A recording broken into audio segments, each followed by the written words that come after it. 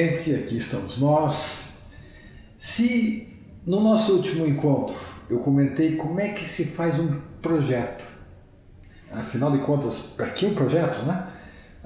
Então essa estrutura do projeto para ajudar-nos a desenvolver, seja um artigo, seja uma dissertação, seja uma tese, nós temos que colocar esses elementos, temos que ter um método para isso, temos que colocar esses elementos destinados a um projeto que ganhe substância quando vamos fazer a nossa dissertação, a nossa tese, o nosso artigo.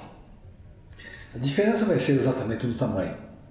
Então, se nós comentamos isto no nosso último encontro, neste nós vamos trabalhar como fazer uma dissertação, uma tese, um artigo. O que deve conter?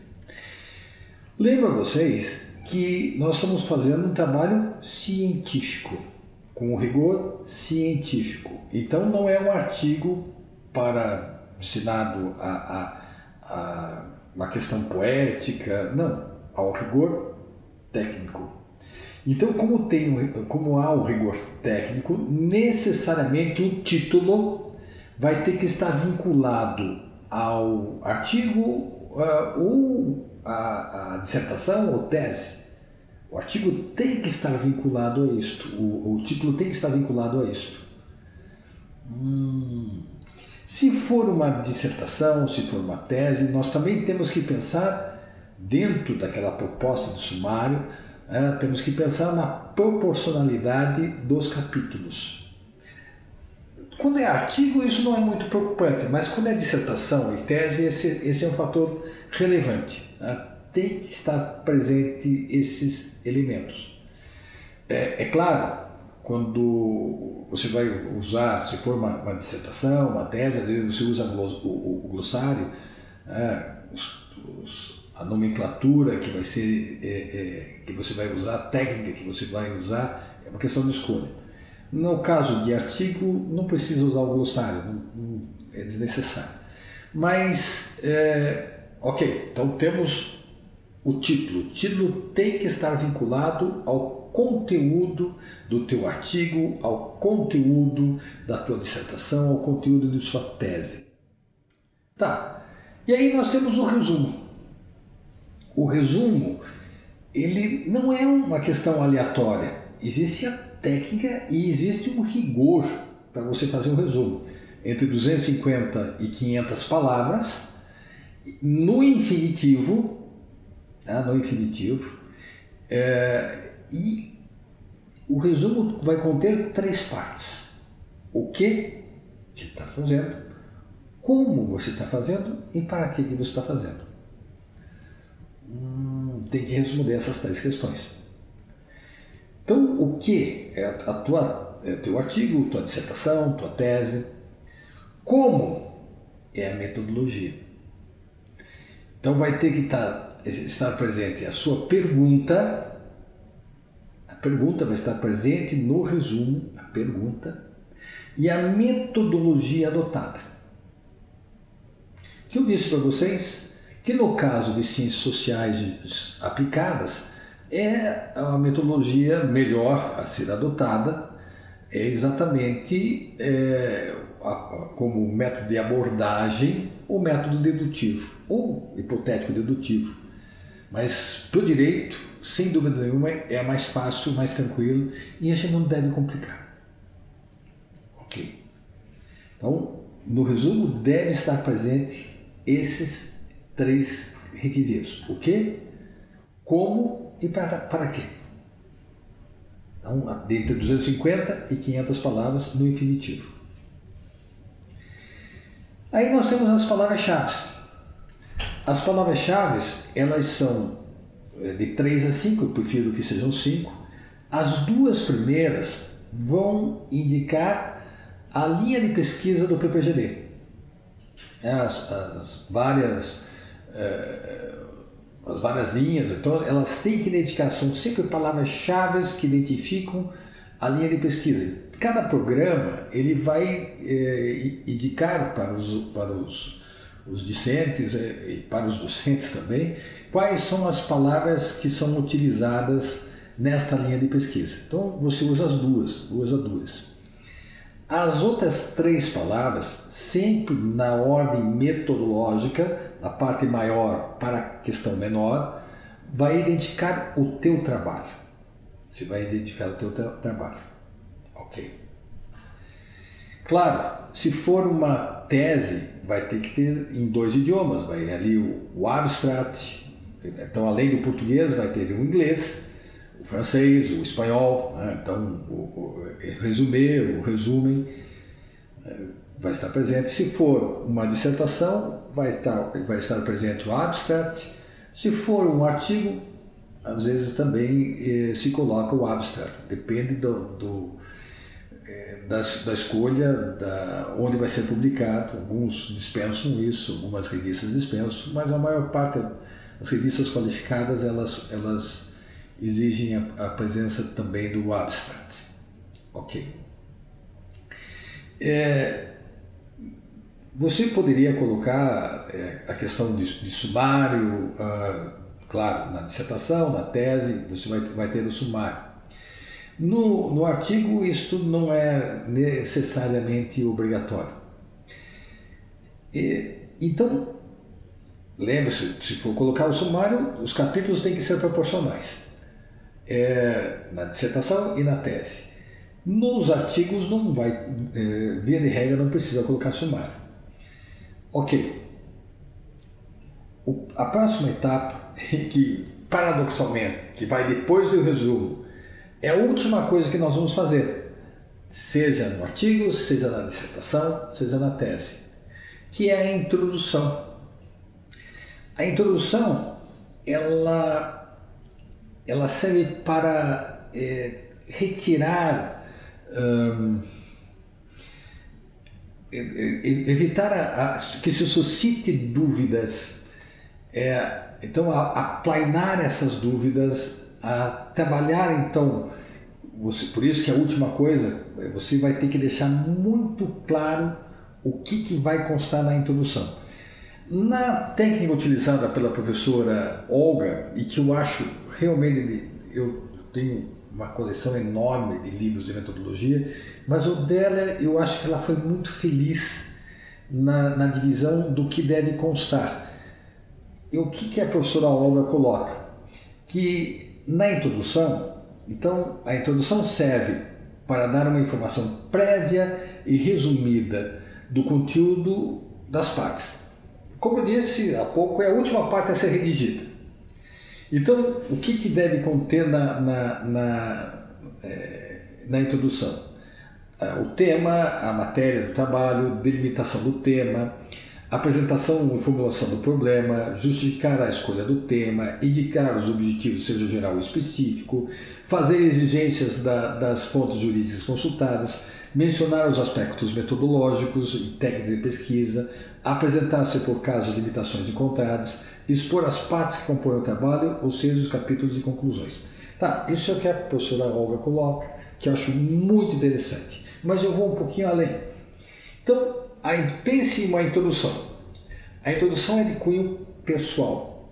E no nosso sistema, como nós não temos como sistema francês a apresentação, no nosso sistema a apresentação vai fazer parte da introdução. Então a nossa introdução é dividida em 2 momentos. Introdução ao tema e introdução ao texto. Na introdução ao tema, você vai dizer quais foram as suas dificuldades no desenvolvimento do teu trabalho. Quais as dificuldades que você enfrentou. Na verdade, é a parte da justificativa do projeto. A parte da justificativa vai cair aqui, vai ser utilizada aqui na introdução. Você vai dizer das suas dificuldades, vai dizer por que você escolheu esse trabalho, o que ele representa para você, os desafios que você teve. Isso é tudo em introdução ao tema. Na introdução ao tema, você também vai colocar quais são os teus objetivos gerais, os objetivos específicos, vai colocar a teoria da base, quais os autores que você utilizou, por que da escolha desses autores, e esses autores vão ter que conversar entre eles, vão ter que ter uma mesma linha ideológica, mas se você quiser fazer um pouco mais avançado, vai poder fazer a comparação em determinadas posições que muitas vezes são antagônicas, mas tem que estar tudo justificado na introdução. Tudo justificado na introdução. É muito comum em bancas, por que você não escolheu tal autor? Por que você não trabalhou com tal autor? Bom, está lá na introdução. Houve uma escolha. Optou-se por escolher esses autores e não aqueles. Então você vai ter que justificar na tua introdução. Por isso que a introdução é muito importante e ela é de cunho pessoal. Então, se é de cunho pessoal, não cabe citação, salvo se for explicativa. Não cabe citação na introdução. Não põe citação na introdução. Não cabe.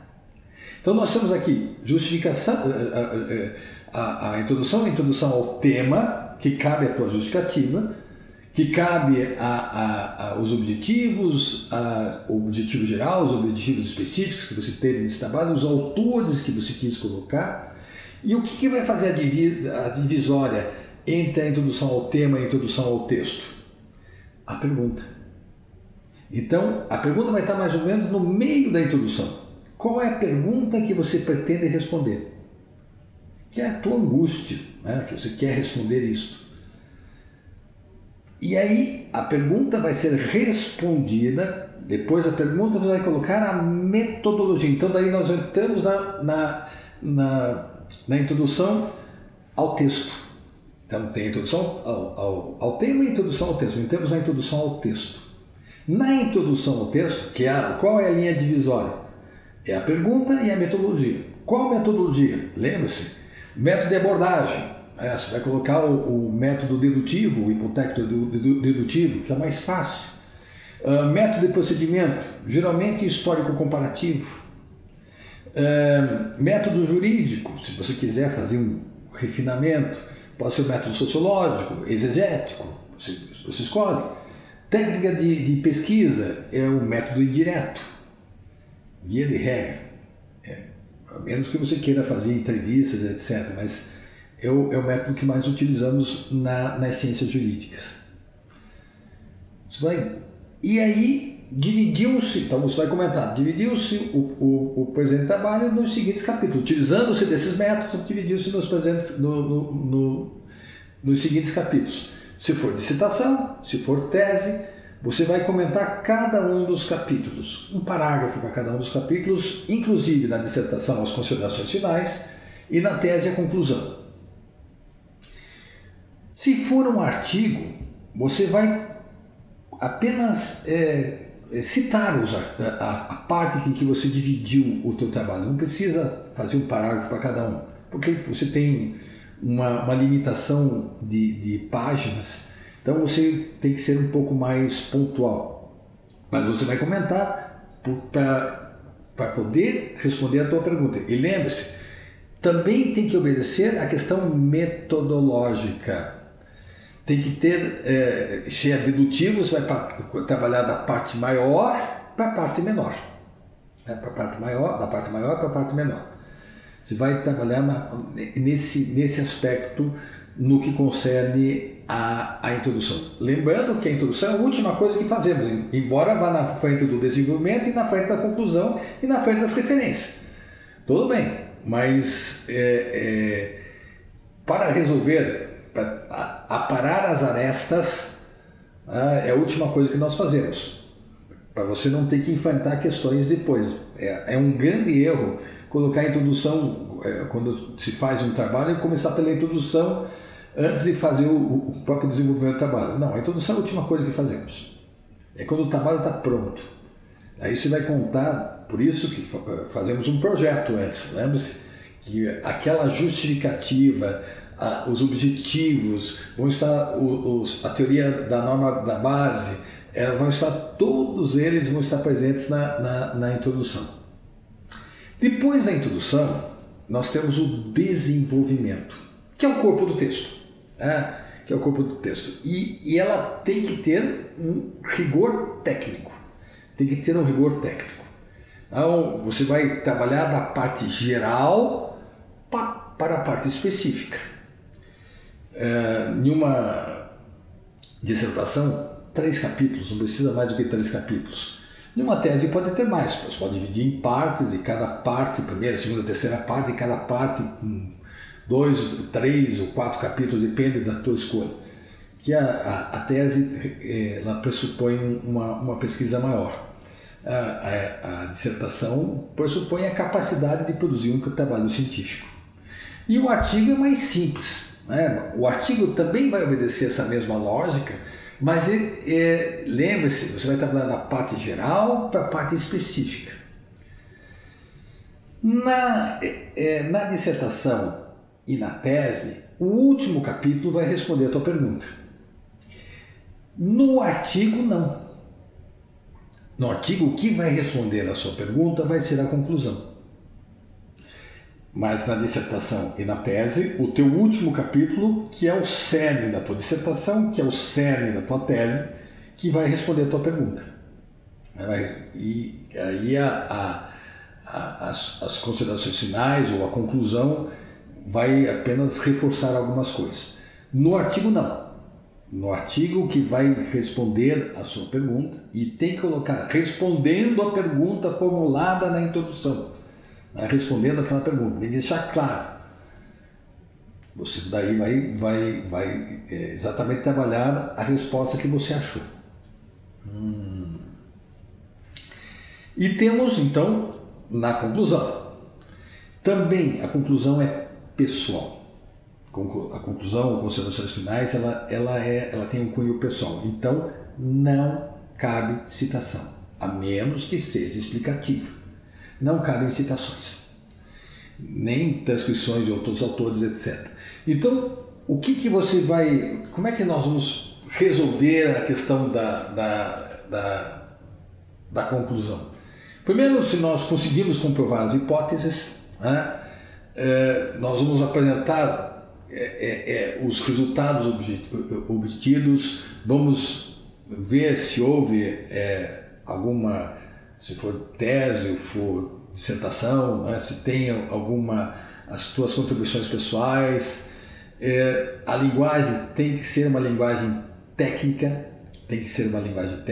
então tem que ter um rigor técnico e sem achismos, né? Você está trabalhando dentro de um processo lógico,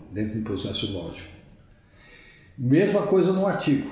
No caso do artigo, a diferença é que aqui vai ter a sua resposta. Claro que na dissertação e na tese você também vai colocar a sua resposta nas considerações finais, se for dissertação, ou conclusão, se for a tese. Respondendo de maneira clara a pergunta formulada. Na introdução, é isto que se sustenta. Baseado em toda a premissa lógica, a construção lógica que você fez através dos capítulos. E depois disso vão ser utilizadas referências. Por que referências? Lembro vocês. Referência porque nós vamos usar não só livros, mas também artigos, internet e assim, então outras fontes além da fonte bibliográfica. E aí você faz o fechamento. Não é tão complicado. Nos encontraremos em breve. Muito obrigado.